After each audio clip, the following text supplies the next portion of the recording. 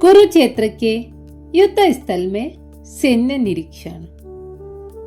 ऐसे अन्य वीर भी हैं जो मेरे लिए अपना जीवन त्याग करने के लिए उद्यत है। वे विविध प्रकार के हथियारों से सुसज्जित हैं और युद्ध विद्या में निपुण हैं। तात्पर्य: जहाँ तक अन्यों का यथा जयद्रथ, कृतवर्मा तथा शल्य का संबंध है, वे सब दुर्योधन के लिए अपने प्राणों की आहुति देने के लिए तैयार रहते थे। दूसरे शब्दों में यह पूर्व निश्चित है कि वे अब पापी दुर्योधन के दल में सम्मिलित होने के कारण कुरुक्षेत्र के युद्ध में मारे जाएंगे। निसंदेह अपने मित्रों की संयुक्त शक्ति के कारण दुर्योधन अपनी विजय के प्रति आसक्त था। हमारी शक्ति अपरिमेय है और हम सब पितामह द्वारा भली भांति संरक्षित है, जबकि पांडवों की शक्ति भीम द्वारा भली भांति संरक्षित होकर भी सीमित है। तात्पर्य: यहाँ पर दुर्योधन ने तुलनात्मक शक्ति का अनुमान प्रस्तुत किया है। वह सोचता है कि अत्यंत अनुभवी सेनानायक भीष्म पितामह के द्वारा विशेष रूप से संरक्षित होने के कारण उसकी सशक्त सेनाओं की शक्ति अपरिमेय है। दूसरी ओर पांडवों की सेनाएं सीमित है, क्योंकि उनकी सुरक्षा एक कम अनुभवी नायक भीम द्वारा की जा रही है, जो भीष्म की तुलना में नगण्य है। दुर्योधन सदैव भीम से ईर्ष्या करता था, क्योंकि वह जानता है कि यदि उसकी मृत्यु कभी हुई भी तो वह भीम के द्वारा ही होगी, किंतु साथ ही उसे दृढ़ विश्वास था कि भीष्म की उपस्थिति में उसकी विजय निश्चित है, क्योंकि भीष्म कहीं अधिक उत्कृष्ट सेनापति है। वह युद्ध में विजयी होगा, यह उसका दृढ़ निश्चय था। अतः सैन्यों में अपने अपने मोर्चों पर खड़े रहकर आप सभी भीष्म पितामह को पूरी सहायता दें। तात्पर्य: भीष्म पितामह के शौर्य की प्रशंसा करने के बाद दुर्योधन ने सोचा कि कई अन्य योद्धा यह न समझ ले कि उन्हें कम महत्व दिया जा रहा है। अतः दुर्योधन ने अपने सहज कूटनीतिक ढंग से स्थिति संभालने के उद्देश्य से उपयुक्त शब्द कहे। उसने बलपूर्वक कहा कि भीष्मदेव निसंदेह महानतम योद्धा है, किंतु अब वे वृद्ध हो चुके हैं। अतः प्रत्येक सैनिक को चाहिए कि चारों ओर से उनकी सुरक्षा का विशेष ध्यान रखे। हो सकता है कि वे किसी एक दिशा में युद्ध करने में लग जाएं और शत्रु इस व्यवस्था का लाभ उठा ले। अतः यह आवश्यक है कि अन्य योद्धा मोर्चों पर अपनी अपनी स्थिति पर अडिग रहे और शत्रु को व्यूह न तोड़ने दे। दुर्योधन को पूर्ण विश्वास था कि कुरुओं की विजय भीष्मदेव की उपस्थिति पर निर्भर है। उसे युद्ध में भीष्मदेव तथा द्रोणाचार्य के पूर्ण सहयोग की आशा थी, क्योंकि वह अच्छी तरह जानता था कि इन दोनों ने उस समय एक भी शब्द नहीं कहा जब अर्जुन की पत्नी द्रौपदी को असहाय अवस्था में भरी सभा में नग्न किया जा रहा था और जब उसने उनसे न्याय की भीख मांगी, यह जानते हुए कि इन दोनों सेनापतियों के मन में पांडवों के लिए स्नेह था। दुर्योधन को आशा थी कि वे इस स्नेह को उसी तरह त्याग देंगे जिस तरह उन्होंने ध्रुव कीड़ा के अवसर पर किया था। तब कुरुक्षेत्र के वयोवृद्ध परम प्रतापी एवं वृद्ध पितामह ने सिंह गर्जना सी ध्वनि करने वाले अपने शंख को उच्च स्वर से बजाया, जिससे दुर्योधन को हर्ष हुआ। तात्पर्य: कुरुवंश के वयोवृद्ध पितामह अपने पौत्र दुर्योधन का मनोभाव जान गए और उसके प्रति अपनी स्वाभाविक दयावश उन्होंने उसे प्रसन्न करने के लिए अत्यंत ऊंचे स्वर से अपना शंख बजाया, जो उसकी सिंह के समान स्थिति के अनुरूप था। अप्रत्यक्ष रूप में शंख के द्वारा प्रतीकात्मक ढंग से उन्होंने हताश पौत्र दुर्योधन को बता दिया कि उन्हें युद्ध में विजय की आशा नहीं है, क्योंकि दूसरे पक्ष में साक्षात भगवान श्री कृष्ण है। फिर भी युद्ध का मार्गदर्शन करना उनका कर्तव्य था और इस संबंध में वे कोई कसर नहीं रखेंगे।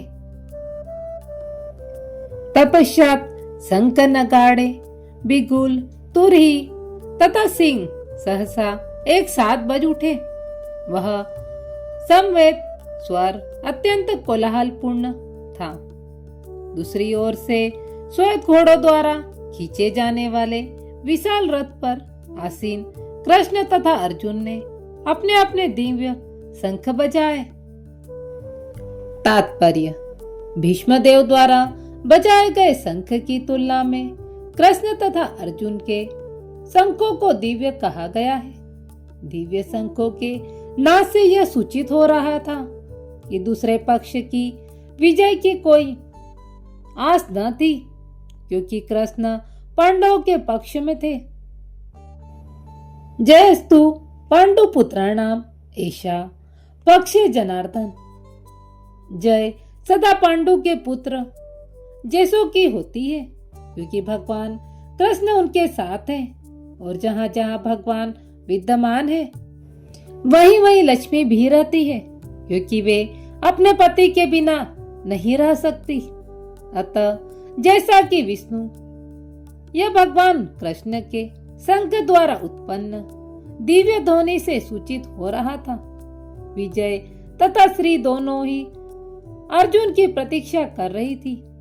इसके अतिरिक्त जिस रथ में दोनों मित्र आसीन थे वह अर्जुन को अग्नि देवता द्वारा प्रदत्त था और इससे सूचित हो रहा था कि तीनों लोकों में जहाँ कहीं भी यह जाएगा वहाँ विजय निश्चित है।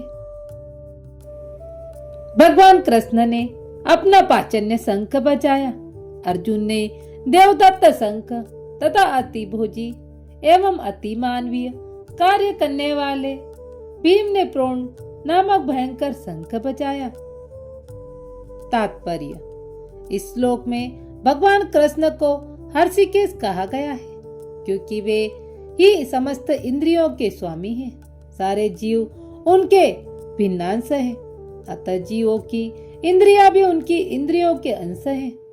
क्योंकि निर्विशेषवादी जीवों की इंद्रियों का कारण बताने में असमर्थ है, इसलिए वे जीवों को इंद्रिय रहित या निर्विशेष कहने के लिए उत्सुक रहते हैं। भगवान समस्त जीवों के हृदयों में स्थित होकर उनकी इंद्रियों का निर्देशन करते हैं, किंतु वे इस तरह निर्देशन करते हैं कि जीव उनकी शरण ग्रहण कर ले, और विशुद्ध भक्त की इंद्रियों का तो वे प्रत्यक्ष निर्देशन करते हैं। जहाँ कुरुक्षेत्र की युद्ध भूमि में भगवान कृष्ण अर्जुन की दिव्य इंद्रियों का निर्देशन करते हैं, इसीलिए उनको हर्षिकेश कहा गया है। भगवान के विविध कार्यों के अनुसार उनके भिन्न भिन्न नाम हैं। उदाहरणार्थ इनका एक नाम मधुसूदन है, क्योंकि उन्होंने मधु नाम के असुर को मारा था। वे गो तथा इंद्रियों को आनंद देने के कारण गोविंद कहलाते हैं। वसुदेव के पुत्र होने के कारण इसका नाम वासुदेव है। देवकी को माता रूप में स्वीकार करने के लिए इनका नाम देवकी नंदन है। वृंदावन में यशोदा के साथ बाल लीलाएं करने के कारण यह यशोदा नंदन है। अपने मित्र अर्जुन को सारथी बनने के कारण पार्थ सारथी है। इसी प्रकार उनका एक नाम हर्षिकेश है, क्योंकि उन्होंने कुरुक्षेत्र के युद्ध स्थल में अर्जुन का निर्देशन किया। इस श्लोक में अर्जुन को धनंजय कहा गया है, क्योंकि जब इनके बड़े भाई को विभिन्न यज्ञ संपन्न करने के लिए धन की आवश्यकता हुई थी, तो उसे प्राप्त करने में इन्होंने सहायता की थी।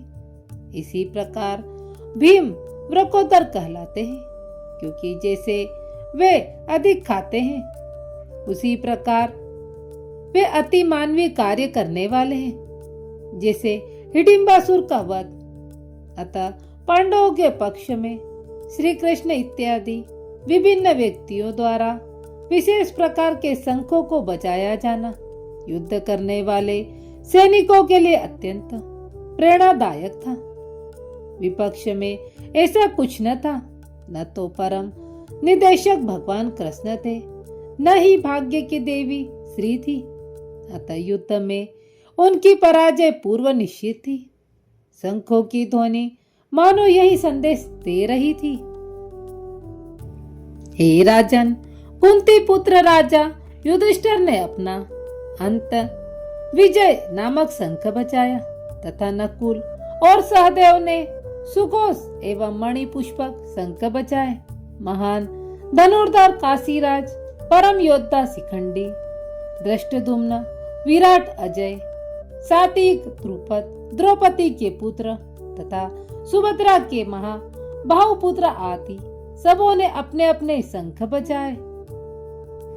तात्पर्य: संजय ने राजा धृष्टराज को अत्यंत चतुराई से यह बताया कि पांडु के पुत्रों को धोखा देने तथा राज्य सिंहासन पर अपने पुत्रों को आसीन कराने की यह अविवेकपूर्ण नीति श्लाघनीय नहीं थी। लक्षणों से पहले से ही वह सूचित हो रहा था कि इस महायुद्ध में सारा कुरुवंश मारा जाएगा। भीष्म पितामह से लेकर अभिमन्यु तथा अन्य पौत्रों तथा विश्व के अनेक देशों के राजाओं समेत उपस्थित सारे के सारे लोगों का विनाश निश्चित था। यह सारी दुर्घटना राजा धृष्टराज के कारण होने जा रही थी, क्योंकि उसने अपने पुत्रों की कुनीति को प्रोत्साहन दिया था। इन विभिन्न शंखों की ध्वनि कोलाहल पूर्ण बन गई, जो आकाश तथा पृथ्वी को शब्दायमान करती हुई धृष्टराज के पुत्रों के हृदयों को विनीत करने लगी। तात्पर्य: जब भीष्म तथा दुर्योधन के पक्ष के अन्य वीरों ने अपने अपने शंख बजाए तो पांडवों के हृदय विदीर्ण नहीं हुए। ऐसी घटनाओं का वर्णन नहीं मिलता, किंतु इस विशिष्ट श्लोक में कहा गया कि पांडव पक्ष के शंखनाद से धृष्टराज के पुत्रों के हृदय विदीर्ण हो गए। इसका कारण स्वयं पांडव और भगवान कृष्ण में उनका विश्वास है। परमेश्वर की शरण ग्रहण करने वाले को किसी प्रकार का भय नहीं रह जाता, चाहे वह कितनी ही विपत्ति में क्यों न हो। उस समय हनुमान से अंकित ध्वजा लगे रथ पर आसीन पांडुपुत्र अर्जुन अपना धनुष उठाकर तीर चलाने के लिए उद्यत हुआ। हे राजन, धृष्टराज के पुत्रों को व्यूह में खड़ा देखकर अर्जुन ने श्री कृष्ण से ये वचन कहे। तात्पर्य: युद्ध आरंभ होने की उपयुक्त कथन से ज्ञात होता कि पांडवों की सेना की अप्रत्याशित व्यवस्था से धृष्टराज के पुत्र बहुत कुछ निरुत्साहित थे, क्योंकि युद्ध भूमि में पांडवों का निर्देशन भगवान कृष्ण के आदेशानुसार हो रहा था।